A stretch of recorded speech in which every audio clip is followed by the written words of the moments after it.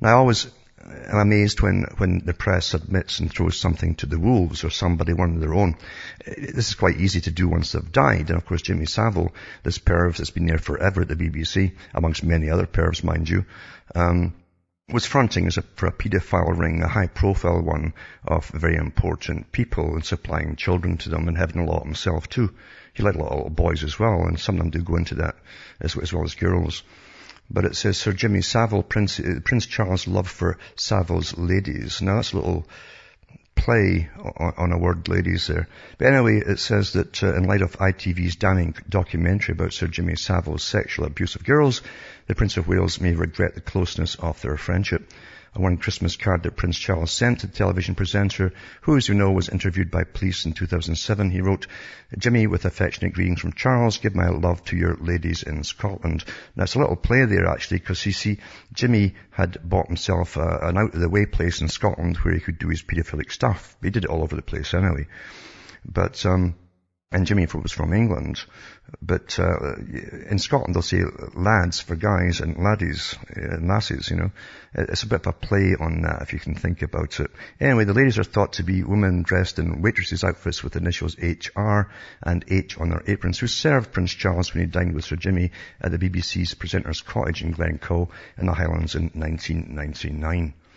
So, of course, they're all in it together, and there's more than that. They will never unravel this because they can't. It would expose too many of the bigwigs. So they're throwing Savile's name out there to the wolves, and that's where it'll end, folks. That's where it will end.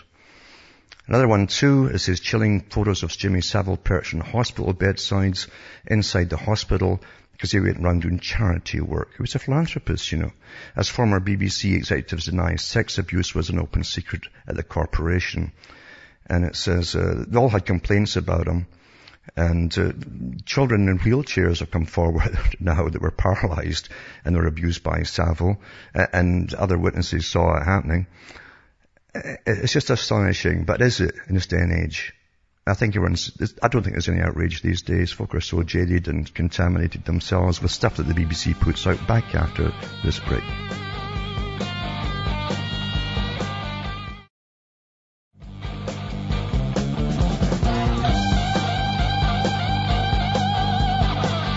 Hi folks, I'm back cutting through the matrix, talking about, it's really the culture. The culture's sunk, you see. Because, you see, the pedos got in charge of all this a long, long time ago. Why do you think this is the main thing you'll hear all the time about human rights? Step by step by step. I know pedophiliacs are demanding they have their same rights as the rest of the ones that have got rights. This is natural. This is the way it's going to go. And the public are so jaded and contaminated, as Besmanov said, step by step. Generation by generation, and all the stuff that they think is entertainment churned out by places like the BBC all their lives. They can't tell. I mean, because after all, what is culture? Culture is what is normal for a people to survive. Once it's destroyed, you have a new culture, but it's synthetic. And that's what you have now. You've got a managed synthetic culture. And it's not meant to help you all survive at all. You're simply the prey of the predators, from the bankers to these characters here, pedophiles, who run a lot of this stuff, entertainment and so on, right down to you. You're just contaminated. That's why there's no shock anymore about things. There's no outrage, as the media loves to put it in big headlines. It just simply, oh well, you know, because you see, pedophilia is to be normalized. I said this years ago and years ago. Because they're going to normalize all of this stuff long, long, long time ago. Before you were born, they wrote books about all this stuff, what was going to come to pass. Under the guise of equality, you understand. There's even arguments at the United Nations about this stuff. That if you stop children from doing this, if children want to do this, as they'll try and put it, like the pedophilics, obviously the child wants this, you see, then you're interfering with the rights of the child. So this will be normalized, and the folk will accept it. I've no doubt. They've accepted everything else. Most of the children that should be born are going up in smoke in every town and city across the countries. I mean, that's normal now. Life is cheap. So anyway, they're going on about this one here because people love anything to do with sex, you see. They're just addicted to it now. Super addicted, actually.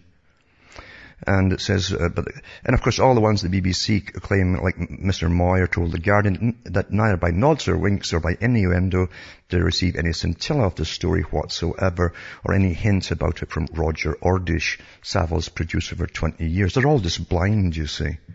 They're all blind, hadn't a clue, yeah.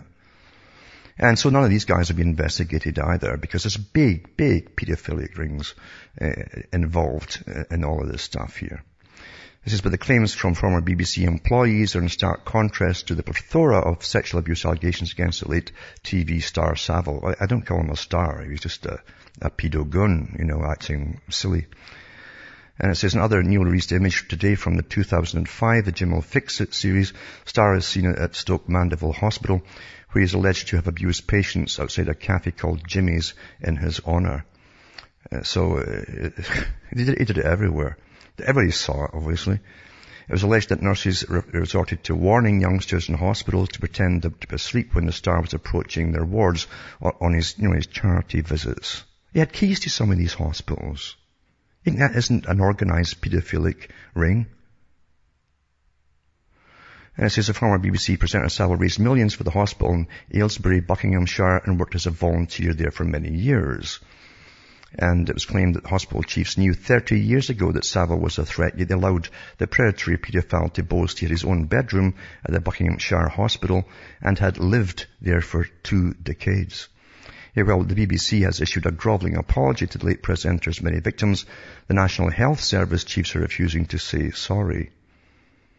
It comes as a further 2 allegations against Savile have been received by Lancashire police. I'll keep rolling in. One about a girl then aged 14 in the 1960s, and one a 15-year-old girl in the 1980s from Bedfordshire. And there's boys as well.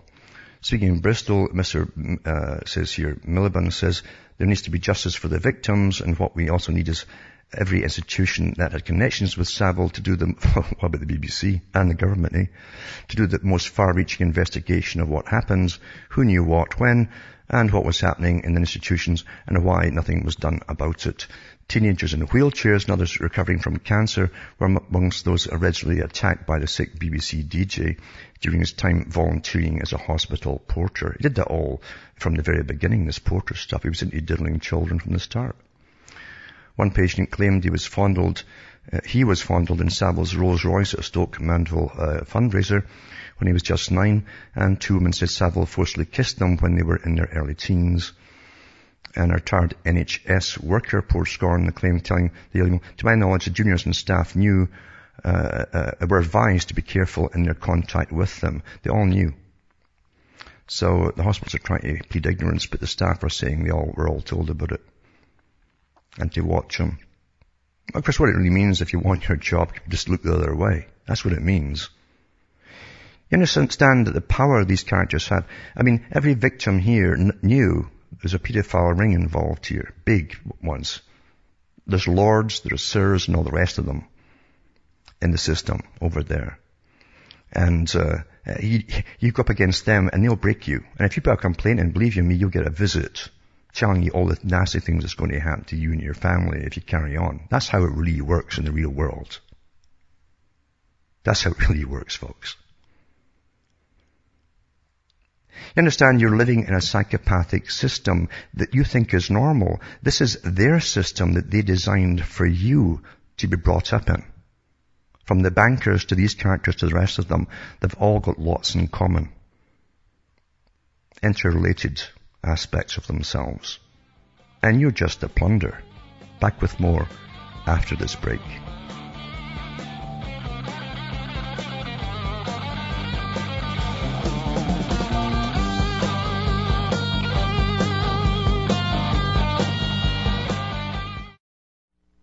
You're listening to the Republic Broadcasting Network.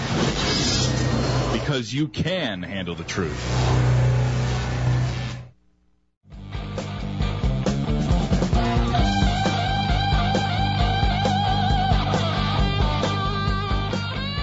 Hi folks, I'm back cutting through the matrix, just talking about the system, and it's only a little bit of it to do with Jimmy Savile, or Sir Jimmy Savile, of course. But it goes on and on and on about him staying in a nurse's home. He stayed in the nurse's home next to the hospital there. They give him a room there for 24 years, for goodness sake, so he can get into to see the little children, you know.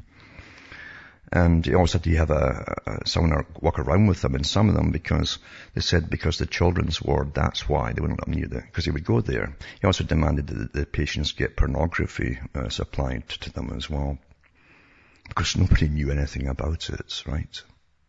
Nobody knew.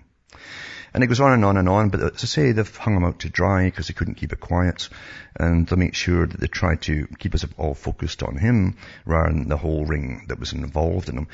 Remember even going back to the school shooting in Dunblane, when the guy Hamilton, this guy who was a known perv, got a handgun permit, and the police had turned him down before because he'd visited his apartment in Scotland, and he was a scout leader and all the rest of it too, the usual stuff. And Hamilton eventually got a permit because a lord who was in London stood guarantor for him and told him to pass it. That's how he got his handgun. He was supplying children too. That's what that was all about. This goes on and on and on, but I'll never go into all this stuff. Never. Another article too is about Savile had the set of Broadmoor keys. And as the scandal grows, the Six-Star had access to the mentally ill patients as well. Some of them were all really brain damaged, and he was raping them, folks. Nobody knew. They gave him keys, though.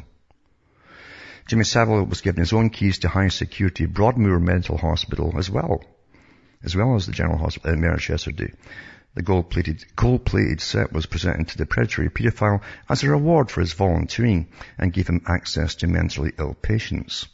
The extraordinary revelation came as the National Health Service chiefs came under mounting pressure to start an inquiry into Savile's freedom to sexually abuse child patients. And it goes on about he was given bedrooms or an office at 3 hospitals, and yesterday more former patients came forward to say he abused them on the children's wards. And as growing fears, the National Health Service bosses turned a blind eye to sick, disabled children being attacked by Savile because he raised so much money for them. Now what it is too, these guys will bribe the people in charge, folks. See, psychopaths can read you very quickly. And whatever you're into, they'll supply it for you, and now you're compromised. That's how it works. Stoke Mandeville Hospital in Buckinghamshire, where nurses warned children to pretend to be asleep when the Jim Will Fix It star came calling, made £40 million from his fundraising. See, a lot of that stuff gets funneled off into pockets, you understand. This is the real world again. This is how things all work all over the place. The TV entertainer volunteers a porter to gain access to children recovering from cancer and brain surgery and sexually assault them. He said hospital chiefs realized it might be useful to them and boasted he was untouchable. He did. He would always pull his card out from the Queen. You see? No kidding. And he said in one of his interviews that he was untouchable. And he just pulled out the card and says, I can get the information, all the lowdown on anybody instantly. Through, MI6, MI5 and the Queen and all that bunch, secret services. A former Stoke Mandeville nurse yesterday claimed managers were well aware that Savile, given a bedroom at the hospital for 2 decades, was a child abuser. Holly from Dover told LBC Radio Jimmy Savile molested one of the patients on the pediatric unit. He was supposed to go on any children's wards unaccompanied. He was not supposed to go on unaccompanied. Stoke Mandeville were well aware of what was going on. For them to say now that they knew nothing is complete lies. They knew. It makes me so angry. You understand, as people go up the ladder in any profession, they compromise and compromise and compromise. And the psychopathic types tend to go up the ladder faster. They knock all competition out of the way, and they're easier to bring in to this kind of thing and keep their mouth shut for a good reward. That's through all the system. It's all geared that way. As I say, you're living in their system. Why do you think he give you all these children's stories so you think it's a nice, lovely little world? And you grew up that way too, and justice prevails and all that. That's all the stuff that indoctrinate you with, to make you utterly naive to what really goes on above you. And it says the National Association for People Abused in Childhood said it had been inundated with calls about Savile. Chief Exec Pete Saunders says, too, this morning, told us that not only did Jimmy Savile abuse them at Stoke Mandeville, but a doctor did as well. So they all knew. And the politicians were in it too, and they used them for their PR shots, etc., etc. And it goes on to detail some of the things that he did to some of these people. And literally just having sex with folk who were even paralyzed, children who were paralyzed. And they make him a sir, make him untouchable when he was alive. But you can't shock folk now, as I say, and this will be legalized. This will be legalized. There's big pushes on. And when you understand the system and you've read enough of their documents over the years, you know where they're all pushing. And Hollywood helps it, and all your entertainment industry helps it along. And you become contaminated with ideas without even knowing it. So when it really happens, you say, oh, well, I guess it was inevitable.